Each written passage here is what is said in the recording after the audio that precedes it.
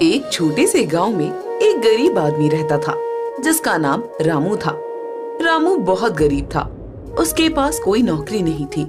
वो अपने परिवार का पालन पोषण करने के लिए बहुत मुश्किल से काम करता था। न जाने ये कैसा गांव है, यहाँ पर करने के लिए कोई काम ही नहीं है, और कहीं काम करने जाओ तो लोग दिन के 50 रुपए देते हैं। अरे इतने पैसे में तो दिन भर का राशन भी नहीं आता। अरे अगर यहाँ पर कोई काम नहीं है तो शहर जाकर काम ढूंढो ना। शहर में तो लोगों के पास बहुत काम होता है। हमारे गांव से भी तो कितने लोग शहर में काम करने के लिए गए हैं। शहर की जिंदगी के बारे में तुम कुछ नहीं जानती। वहां पर अगर 20,000 भी कमाऊंगा ना तो आधे से ज्यादा पैसे तो वहां किराए और खाने पीने में खर्च हो जाएंगे। वहां पर रहने के लिए कमरा भी बहुत महंगा मिलता है। अब ना तो आपको गांव में काम मिल रहा है और ना ही शहर जाने के लिए आप मान रहे हैं, तो फिर ऐसे कैसे काम चलेगा। बच्चे बड़े हो रहे हैं, हमें उनके लिए भी तो कुछ करना है। तुम्हें क्या लगता है सरोज कि सिर्फ तुम्हें ही बच्चों की चिंता है? अरे बच्चों की चिंता मुझे भी है, लेकिन मुझे समझ में नहीं आ रहा है कि करूं क्या। अब मुझे बहुत भूख लग रही है, कुछ खाने के लिए है तो दे दो। खाने के लिए बस थोड़े से दाल चावल हैं, सिर्फ इतने ही बचे हैं। आज का राशन लेकर आना पड़ेगा। अच्छा ठीक है, खाना खाकर बाहर जाऊंगा और कोई काम ढूंढने की कोशिश करूंगा। रामू थोड़े से दाल चावल खाकर बाहर काम ढूंढने के लिए निकल जाता है। तभी उसे एक आदमी पर्चे बांटता हुआ दिखाई देता है। अरे भैया, ये किस चीज के पर्चे हैं? आप यहाँ पर क्या बांट रहे हो? भैया यहाँ पर एक ढाबा खुला है, तो ये उसी का पेम्पलेट है। अगर आपको भी ढाबे पर जाकर खाना खाना है तो जरूर जाइए। हमारे ढाबे पर बहुत अच्छा खाना मिलता है। अरे भाई, इधर मेरे पास राशन खरीदने के पैसे नहीं हैं, तो ढाबे पर जाकर खाना कहाँ से खाऊंगा। फिलहाल तो मैं कोई काम ढूंढ रहा हूँ जिससे मुझे थोड़े पैसे मिल जाएंगे तो मैं अपने परिवार के लिए राशन खरीद सकूं। तब तो आप बिल्कुल सही जगह पर आए हैं। ढाबा भी नया नया खुला है और वहाँ पर काम करने वाले लोगों की जरूरत भी है। ढाबा यहाँ से 2 गली छोड़कर ही है, आप चले जाइए। हो सकता है कि वहाँ पर आपको कोई काम मिल जाए। ये सुनकर रामू बहुत खुश होता है और ढाबे पर पहुँच जाता है। भैया, अभी आपका जो आदमी ढाबे के पर्चे बांट रहा है ना, वो मुझसे मिला था। उसने कहा कि अभी ढाबा नया खुला है तो आपको काम करने वाले लोगों की जरूरत है, इसीलिए मैं यहाँ पर आया हूँ। मुझे कुछ काम चाहिए। ठीक है, लेकिन तुम ये बताओ कि तुम्हें क्या क्या करना आता है। अगर तुम्हें खाना बनाना आता है तो मेरे पास खाना बनाने वालों का भी काम है, और अगर तुम्हें वो नहीं आता है तो तुम मेरे यहाँ साफ सफाई का काम कर सकते हो। खाना बनाना तो मुझे नहीं आता, लेकिन साफ सफाई का काम मैं अच्छे से कर सकता हूँ। मुझे हर रोज के कितने पैसे मिलेंगे? देखो, हर रोज मैं तुम्हें 100 रुपए दूंगा, लेकिन सफाई तुम्हें अच्छे से करनी होगी। क्या पूरे दिन ढाबे में साफ सफाई करने के बाद सिर्फ 100 रुपए मिलेंगे? ये तो बहुत कम है सेठ जी। देखो, पैसे तो इतने ही मिलेंगे। अगर तुम्हें कम लगते हैं तो रहने दो भाई, यहाँ पर काम करने के लिए और भी बहुत लोग हैं। नहीं नहीं सेठ जी, मैं इतने में ही काम कर लूंगा। आपको किसी और को रखने की जरूरत नहीं है। रामू की मजबूरी थी, इसलिए वो इतने कम पैसों में काम करने के लिए भी तैयार हो जाता है। वो ढाबे में पूरा दिन साफ सफाई का काम करता है तो शाम को उसे 100 रुपए मिलते हैं। उन पैसों में वो घर पर राशन लेकर चला जाता है। ये लो सरोज, आज मेरी जो भी कमाई हुई थी उससे मैं ये थोड़ा दाल चावल और सब्जियां खरीद लाया। आज के राशन का तो इंतजाम हो गया, लेकिन अब कल के राशन का क्या करेंगे? आपको तो दिन के हिसाब से कम मिलता है। अगर हर रोज का काम होता तो ज्यादा चिंता नहीं होती। अरे तुम चिंता मत करो, अब मुझे नौकरी मिल गई है, इसलिए मुझे हर रोज के पैसे मिल जाएंगे। अब तुम्हें हर रोज के राशन की चिंता करने की जरूरत नहीं है। वो लोग शांति से खाना खा लेते हैं। अगले दिन रामू काम पर जाता है। वो सुबह से शाम तक ढाबे पर सफाई का काम करता है, लेकिन जब वो शाम को अपने पैसे लेने के लिए जाता है तो मालिक कहता है, अरे रामू, मैं तो तुम्हें बताना ही भूल गया। मैं तुम्हें नौकरी पर रखा है, इसलिए मैं तुम्हें हर रोज के हिसाब से पैसे नहीं दे पाऊंगा। महीने के पैसे एक बार दे दूंगा। लेकिन सेठ जी, मुझे मेरे घर पर राशन लेकर जाना है। मेरे पास बिल्कुल भी पैसे नहीं हैं। अगर मुझे पैसे नहीं मिले तो हमारे घर पर आज चूल्हा भी नहीं जल पाएगा। देखो, अगर ऐसी बात है तो तुम किसी से उधार ले लो और उसे बाद में पैसे चुका देना, लेकिन मैं तुम्हें हर रोज के पैसे नहीं दे पाऊंगा। सेठ जी, मेरी मजबूरी समझने की कोशिश कीजिए। मेरे घर पर खाना बनाने के लिए भी पैसे नहीं हैं। अरे तो तुम्हें तो कह रहा हूँ कि किसी से उधार ही ले लो। और वैसे भी अगर मैंने तुम्हें हर रोज के पैसे दिए तो तुम्हारा क्या भरोसा, तुम कब काम छोड़कर चले जाओ। लेकिन हाँ, अगर तुम कोई चीज मेरे पास गिरवी रख दो तो मैं तुम्हें पैसे दे सकता हूँ। अरे गिरवी रखने के लिए तो मेरे पास कुछ भी नहीं है सेठ जी। मैं बहुत गरीब आदमी हूँ। अरे ये गरीबी का राग अलापना बंद करो और चुपचाप काम करो, चलो। रामू के बार बार कहने पर भी उसका मालिक उसे पैसे नहीं देता, जिस वजह से उसे गांव के ठेकेदार से पैसे उधार लेने पड़ते हैं।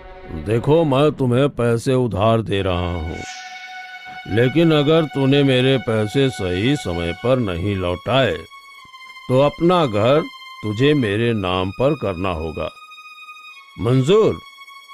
जी, बिल्कुल भी चिंता मत कीजिए सेठ जी। मेरी पगार मिलते ही मैं आपको आपके पैसे चुका दूंगा। रामू ठेकेदार से पैसे उधार पर लेता है। इस तरह एक महीना बीत जाता है। रामू की पगार मिलने का दिन आ जाता है। मालिक, मुझे काम करते हुए 1 महीना बीत गया।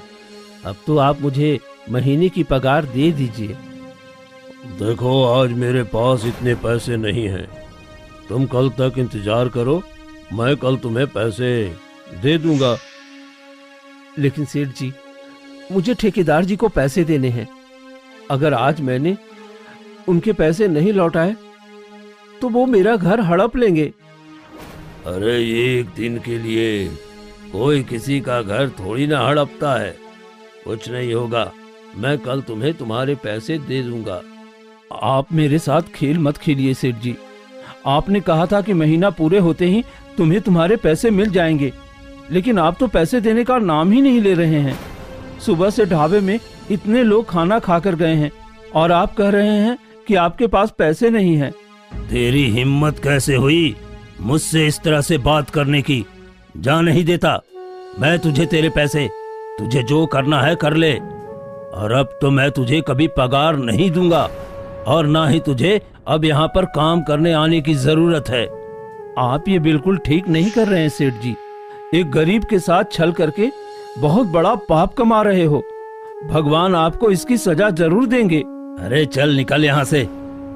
बड़ा आया है मुझे यहाँ भगवान की धमकी देने वाला।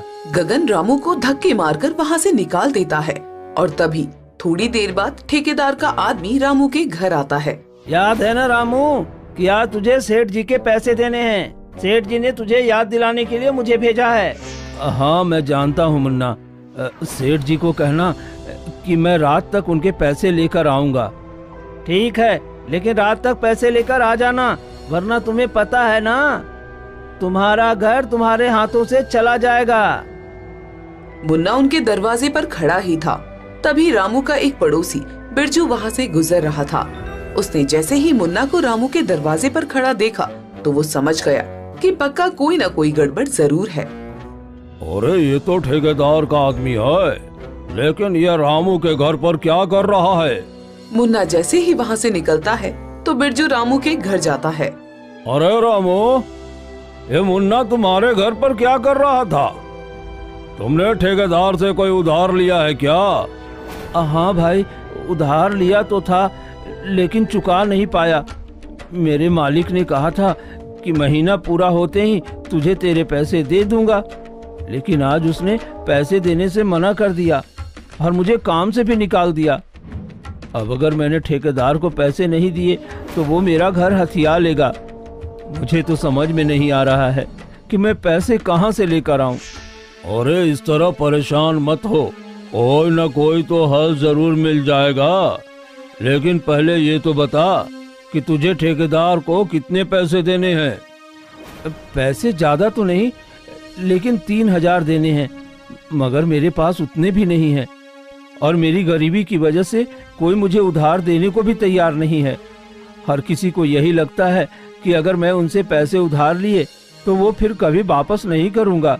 इस चक्कर में कोई मुझे उधार भी नहीं दे रहा।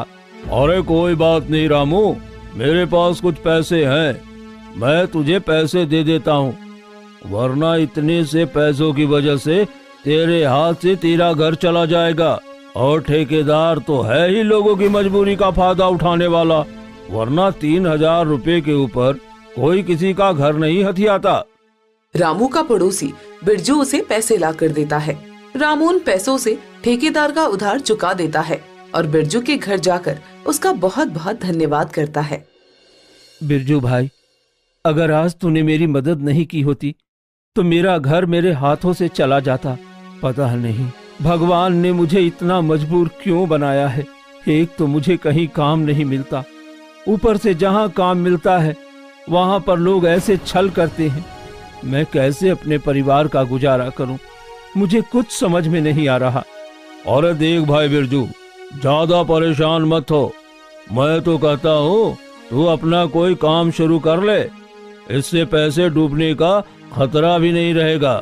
लेकिन मुझे तो ज्यादा कुछ काम भी नहीं आता। पहले लकड़ी की फैक्ट्री में काम करता था, अब वो भी बंद हो गई। उसके अलावा मुझे कोई काम नहीं आता। अरे भाई, तूने इतने समय तक ढाबे पर काम किया और ढाबे का काम तो तू अच्छा चला सकता है, तो तू और भाभी जी मिलकर अपना ढाबा क्यों नहीं खोल लेते? उसमें तो मुनाफा भी अच्छा होता है। तुम्हारा कहना तो ठीक है बिरजू भाई, लेकिन मेरे पास इतने पैसे नहीं हैं कि मैं ढाबा खोलने के लिए कोई जगह किराए पर लूं, और काम शुरू करने के लिए भी तो पास में पैसा चाहिए ना। अभी ठेकेदार के पैसे ही मैं तुमसे लेकर चुका कर आया हूँ।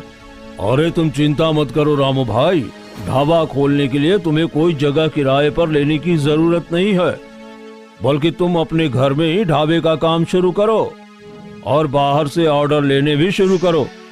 कितने लोगों को तुम अपने घर में बिठा सकते हो, उतने लोगों को बैठाओ और बाकी होम डिलीवरी करनी शुरू कर दो। धीरे धीरे शुरू करोगे तो काम अच्छा चल जाएगा। तुम ठीक कर रहे हो बिरजू भाई। वैसे भी तुम्हारी भाभी बहुत अच्छा खाना बनाती है और मुझे यकीन है कि उसके हाथ का खाना लोगों को बहुत पसंद आएगा। रामू घर जाकर अपनी पत्नी से इस बारे में बात करता है तो वो भी घर में ढाबा खोलने की बात से सहमत हो जाती है। अगर हमारा ये काम चल गया तो बहुत ही अच्छा हो जाएगा, तब तो आपको कहीं बाहर जाकर काम भी नहीं करना पड़ेगा।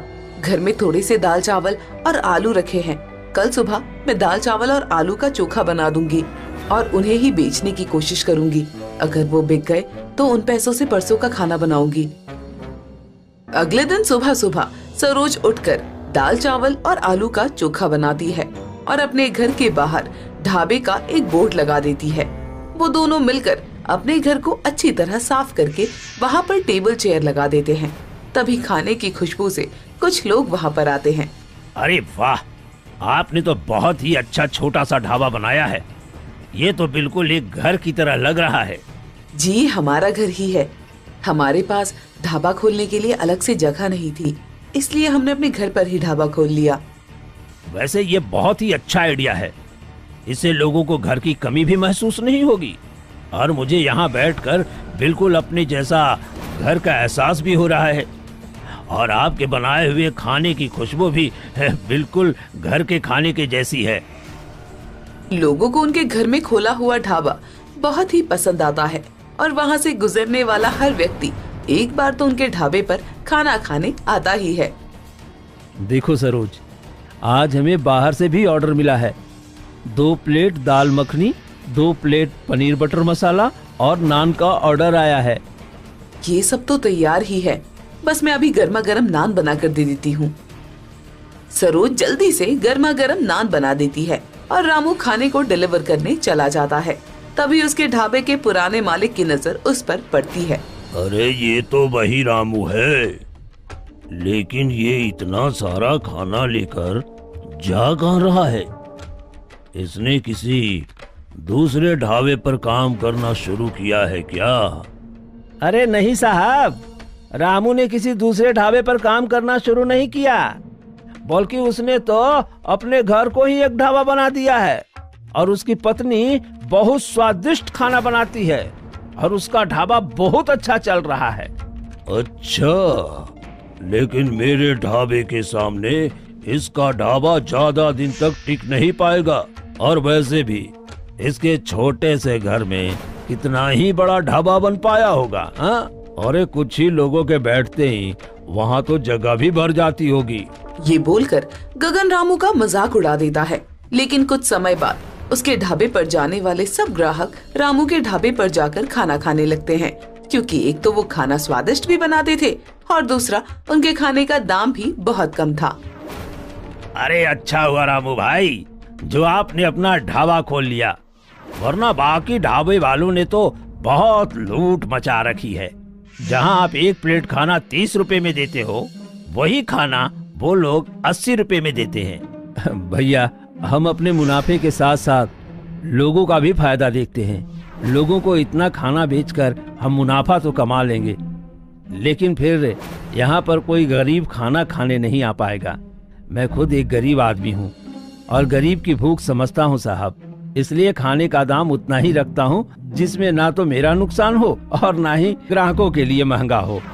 वाह भाई साहब, अगर हर इंसान की सोच आपके जैसी हो जाए तो ये दुनिया बहुत सुंदर हो जाएगी। लेकिन अफसोस, हर इंसान आज के समय में केवल अपने फायदे के लिए ही सोचता है, दूसरों के लिए कोई नहीं सोचता।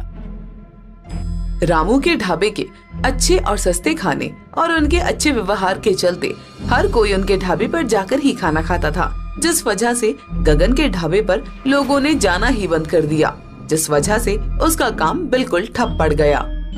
अरे उस रामू के चक्कर में मेरा ढाबा बंद हो गया। मुझे कुछ भी करके उसका ढाबा बंद करवाना होगा, वरना मेरा काम दोबारा नहीं चल पाएगा।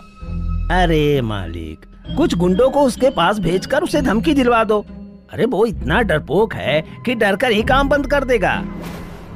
गगन को छोटू की बात में दम लगता है और वो कुछ गुंडों को पैसे देकर गगन के पास भेज देते हैं। अरे ओ शाणे, चल हफ्ता निकाल। माफ करना सर, लेकिन हमारे यहाँ ऐसी कोई डिश नहीं मिलती। अरे ओए, खुद को ज्यादा समझता है क्या? अरे हफ्ते का मतलब हमारा हफ्ता दे, 20,000 रुपए चाहिए हमें। और अगर तूने हमें वो पैसे नहीं दिए तो तेरा पूरा घर तोड़ दूंगा, क्या समझे? अरे ऐसे कैसे तुम मेरा ढाबा तोड़ दोगे? दादागिरी है क्या? और दादागिरी तो हमने अब तक तुझे दिखाई ही नहीं। अच्छा चल, हमें हफ्ता मत दे, लेकिन कल से तेरा ये ढाबा खुलना नहीं चाहिए, क्या समझे? अगर ये ढाबा खुल गया तो तेरा हम जो हाल करेंगे ना, वो तो सपने में भी नहीं सोच सकता। इसलिए कल ढाबा खोलने से पहले अच्छी तरह सोच लेना, क्या समझा? वो गुंडे रामू को धमकी देकर चले जाते हैं। उन्हें लगता है कि उनकी धमकी से डरकर रामू अगले दिन ढाबा नहीं खोलेगा, लेकिन अगले दिन रामू का ढाबा खुला होता है, जिसे देखकर गगन का खून खौल उठता है। तुम लोग किस काम के हो जब तुम एक डरपोक इंसान को भी नहीं डरा पाए? तुम्हारी चेतावनी देने के बावजूद भी उसकी हिम्मत कैसे हो गई ढाबा खोलने की? और सेठ जी, आजकल बातों से कौन डरता है? अगर उसे 2-4 लगवा दिए होते तो ढाबा खोलने की हिम्मत भी नहीं करता। अरे तो खड़े खड़े मेरा मुंह क्या देख रहे हो? जाओ और जाकर पीट कर आओ उसे। अरे सेठ जी, आप भी ना बहुत भोले हो। अरे उसे पीटना है तो पहले हमें पैसा तो दो। आपको तो पता है ना, हम कोई काम फ्री में नहीं करते। वैसे तो तुमने कल भी लिए थे पैसे, लेकिन काम तो हुआ नहीं। आज मैं खुद तुम्हारे साथ चलूंगा और जब तक अपनी आंखों से तुम्हें उसे पीटते हुए नहीं देख लूंगा, तब तक तुम्हें एक फूटी कौड़ी नहीं मिलेगी। गगन उन गुंडों के साथ रामू के ढाबे पर जाता है और उसे धमकी देने लगता है। देख रहा हूँ, कल मेरे आदमियों ने तुझे बहुत प्यार से समझाया था, लेकिन अब हम तुझे प्यार से नहीं समझाएंगे। अभी भी वक्त है, इस ढाबे को बंद कर वरना अच्छी तरह तेरी खातिरदारी होगी। अच्छा, तो इन दोनों को आपने भेजा था? मुझे पहले ही लग रहा था कि इसके पीछे आपका ही हाथ होगा। लेकिन आप मेरी भी बात सुन लीजिए सेठ जी, मैं अपना ढाबा बंद नहीं करूंगा। आपको जो करना है आप कर लीजिए। अच्छा, तो इसका मतलब है तू बिना पीटे नहीं मानेगा, है ना? तुम दोनों इसे तब तक मारो जब तक कि ये ढाबा बंद करने के लिए मान न जाए। इस पर बिल्कुल भी तरस खाने की जरूरत नहीं है।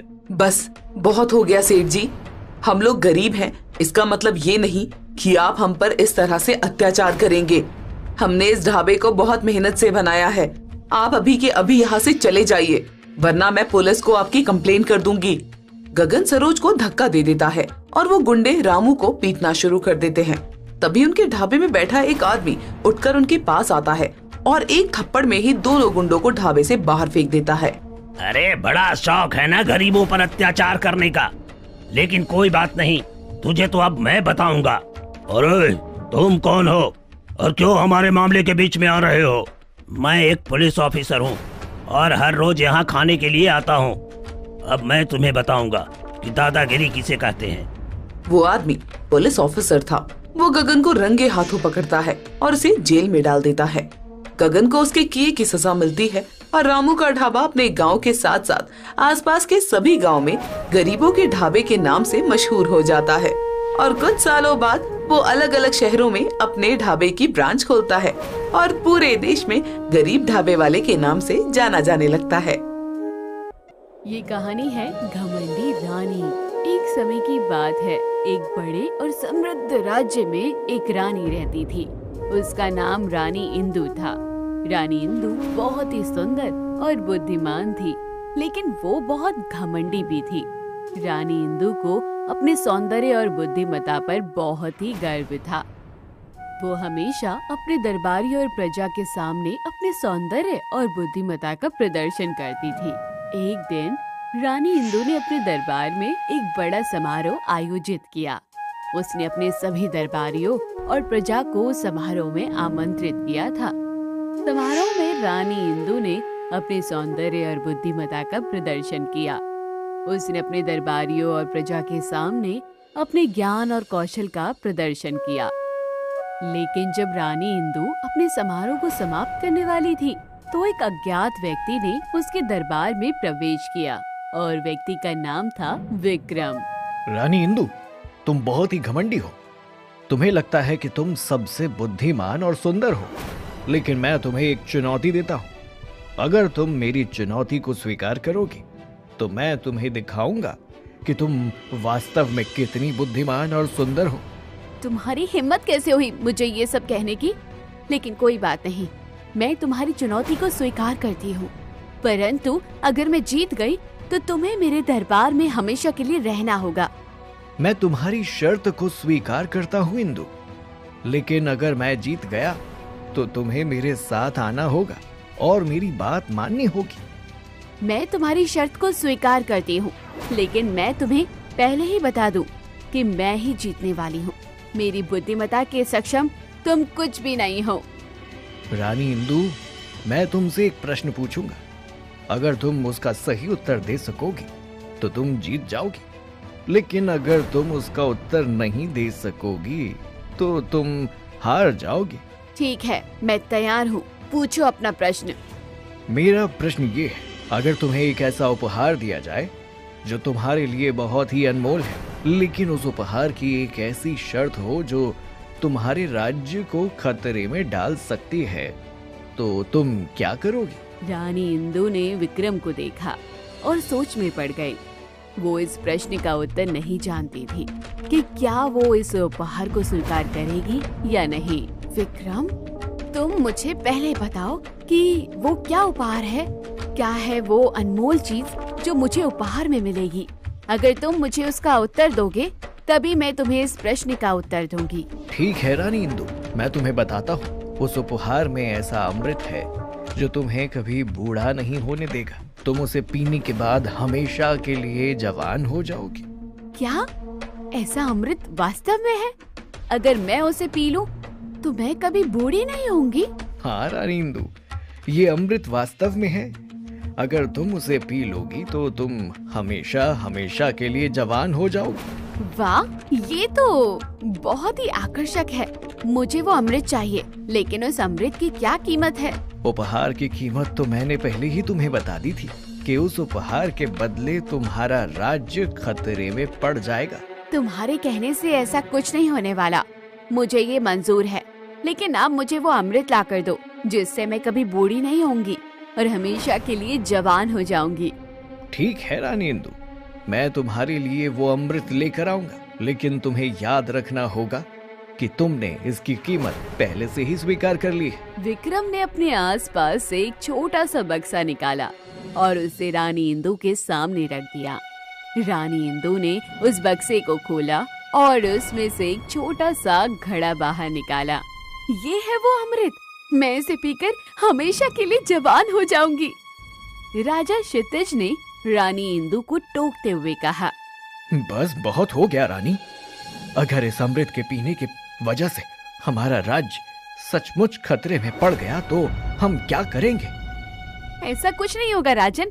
भला मेरे अमृत पीने से राज्य कैसे खतरे में पड़ सकता है? आप इसकी बातों में मत आइए, राज्य को कुछ नहीं होगा। बात को समझने की कोशिश कीजिए रानी इंदु।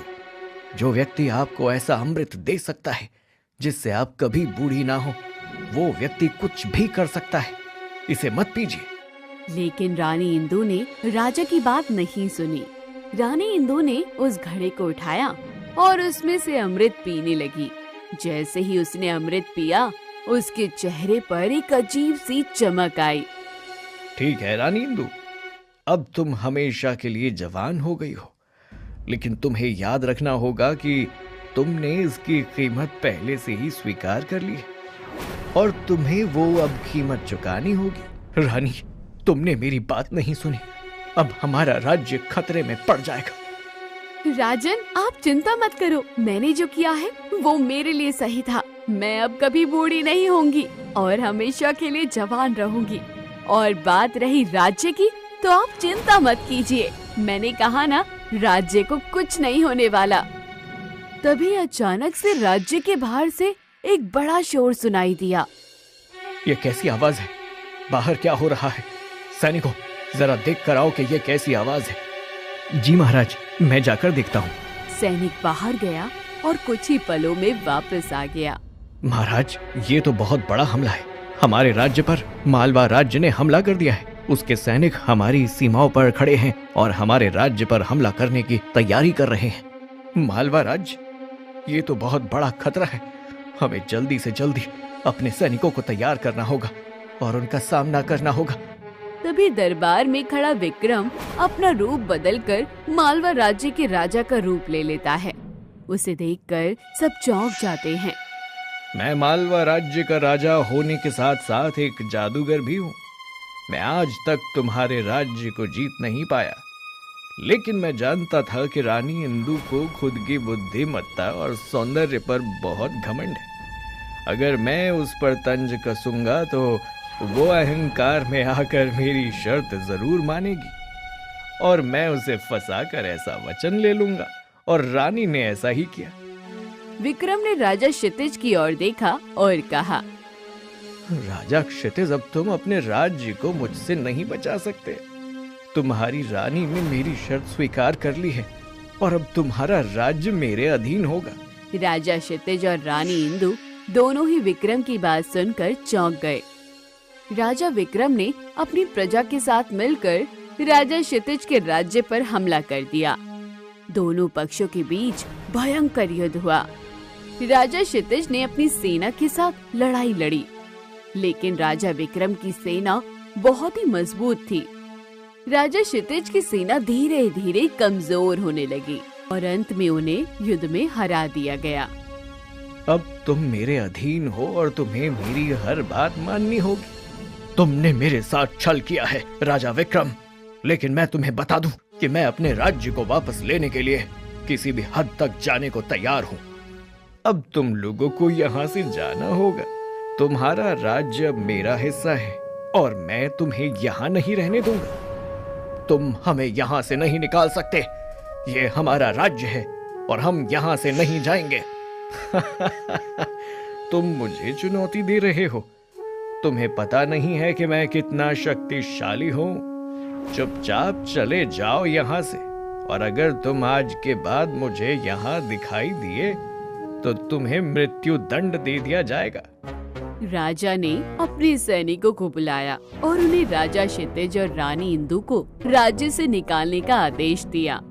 राजा क्षितिज और रानी इंदु को धक्के देकर राज्य से निकलवा दिया गया। राजा क्षितिज रानी इंदु को लेकर राज्य से बाहर जंगल की एक गुफा में जाकर छुप गया। वो बहुत ही क्रोधित था। ये सब तुम्हारी वजह से हुआ है। तुमने अपने अहंकार की वजह से मेरा राज्य मुझसे छीन लिया। तुम खुद को बहुत बुद्धिमान समझती थी, लेकिन तुम्हारी वजह से आज मेरा राज्य मेरे हाथों से निकल गया। मैंने कुछ गलत नहीं किया है।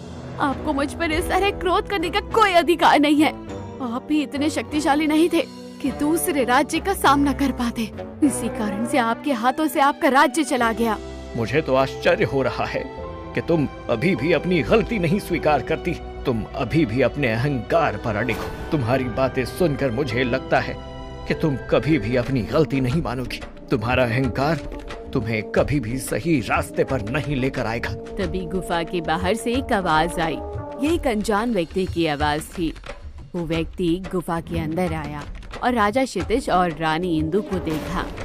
तुम दोनों कौन हो और यहाँ मेरी गुफा में क्या कर रहे हो? हम राजा क्षितिज और रानी इंदु हैं। हम अपने राज्य से निकाले गए। राजा विक्रम ने धोखा करके हमारे राज्य को हथिया लिया है और कहा है कि अगर हम राज्य के आसपास भी दिखे तो वह हमें मृत्यु दंड दे देगा। इसलिए हम यहाँ छुपे हुए हैं। तुम चिंता मत करो, मैं तुम्हें तुम्हारा राज्य वापस लेने में मदद कर सकता हूँ। वास्तव में तुम हमें हमारा राज्य वापस लेने में मदद कर सकते हो? हाँ, मैं तुम्हारी मदद कर सकता हूँ, परंतु इसके लिए तुम्हें मेरी बात माननी होगी और मेरे साथ चलना होगा। हमें तुम पर भरोसा क्यों करना चाहिए? हमें क्या पता तुम कौन हो और तुम्हारी मंशा क्या है। मुझे तो तुम पर जरा भी भरोसा नहीं। तुम्हारा सोचना उचित है, लेकिन तुम चिंता मत करो। तुम मुझ पर भरोसा कर सकती हो। मेरा नाम वीर है और मैं एक योद्धा हूँ। मैंने कई लड़ाइयाँ लड़ी हैं और तुम्हारे साथ धोखा हुआ है, इसलिए मैं तुम्हारी मदद करने के लिए तैयार हूँ। ठीक है, हम तुम पर भरोसा करते हैं। हम तुम्हारे साथ चलेंगे और तुम्हारी बात मानेंगे। मैं तुम पर भरोसा नहीं करती।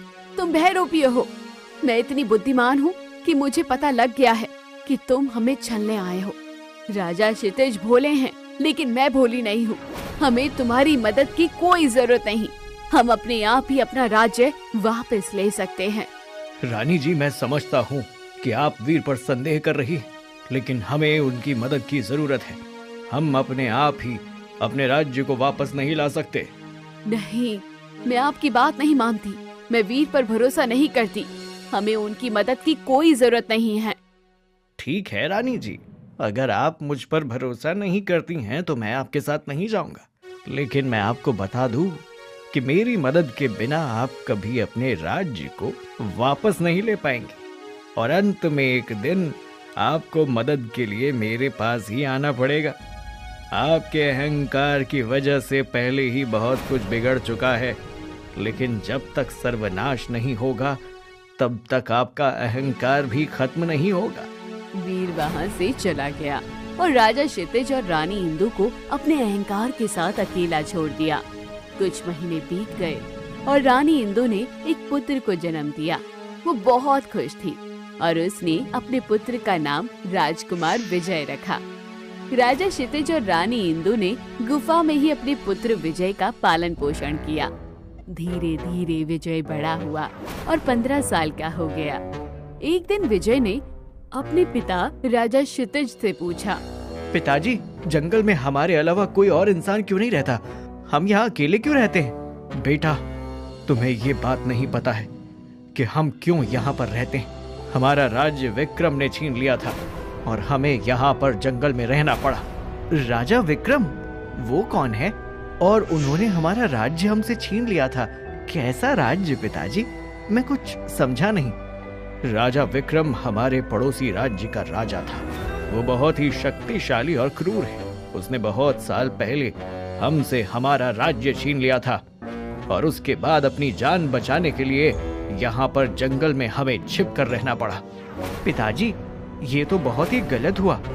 मैं उस राजा विक्रम को हराना चाहता हूँ और हमारा राज्य वापस लेना चाहता हूँ। बेटा, ये बहुत मुश्किल काम है। राजा विक्रम बहुत शक्तिशाली है और उसके पास बहुत सारे सैनिक हैं, लेकिन मुझे तुम पर भरोसा है।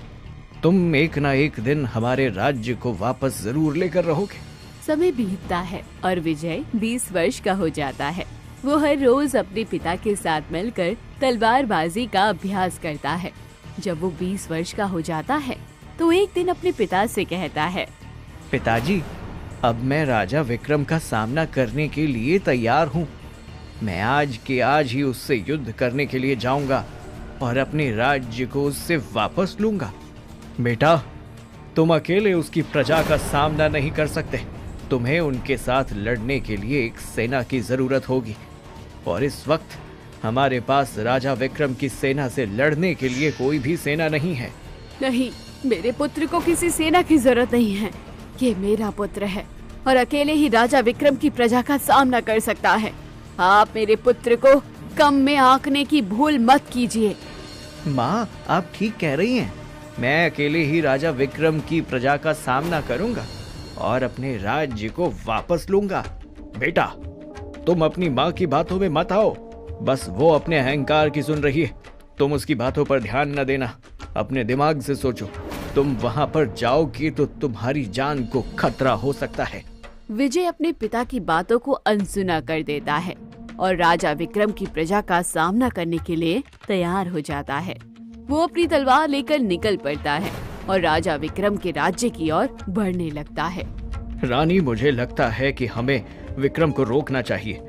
वो अकेले राजा विक्रम की प्रजा का सामना नहीं कर सकता। नहीं राजा जी, मेरे पुत्र को किसी की जरूरत नहीं है। वो अकेले ही राजा विक्रम की प्रजा का सामना कर सकता है। लेकिन रानी जी, ये बहुत बड़ा खतरा है। हमें विक्रम को रोकना चाहिए। लेकिन रानी इंदु अपने पुत्र के बारे में अपने अहंकार के कारण कुछ नहीं सुनना चाहती थी। विजय राजा विक्रम के राज्य में प्रवेश करता है और वहाँ के लोगों से मिलता है।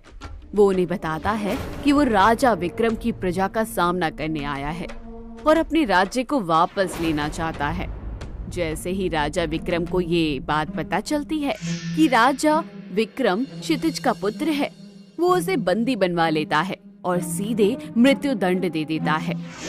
ये बात जब रानी इंदु को और राजा क्षितिज को पता चलती है तो वो रो रो कर उनका बहुत बुरा हाल हो जाता है। राजा क्षितिज का गुस्सा रानी इंदु पर बरस पड़ता है। तुम्हारे अहंकार के कारण हमारे पुत्र की जान चली गई। तुमने मेरी बात को नहीं सुना। तुमने विजय को नहीं रोका। तुम्हारी वजह से हमारे पुत्र की जान चली गई। मुझे माफ कर दीजिए राजा, मुझसे बहुत बड़ी गलती हो गई। मेरे कारण मेरा पुत्र मारा गया। मुझे तुम्हारी कोई बात नहीं सुननी। मुझे मेरा पुत्र चाहिए। यदि तुमने मुझे मेरा पुत्र लाकर नहीं दिया तो मैं इस गुफा के पत्थरों पर सिर पटक पटक कर अपनी जान दे दूंगा। राजा, मुझे माफ कर दीजिए। मैं अपने पुत्र को वापस लाने के लिए कुछ भी करूंगी। मैं वीर को ढूंढने जाऊंगी और हमारे पुत्र को वापस लाने के लिए कहूंगी। वीर? वही वीर जिसे तुमने पहले भी ठुकरा दिया था।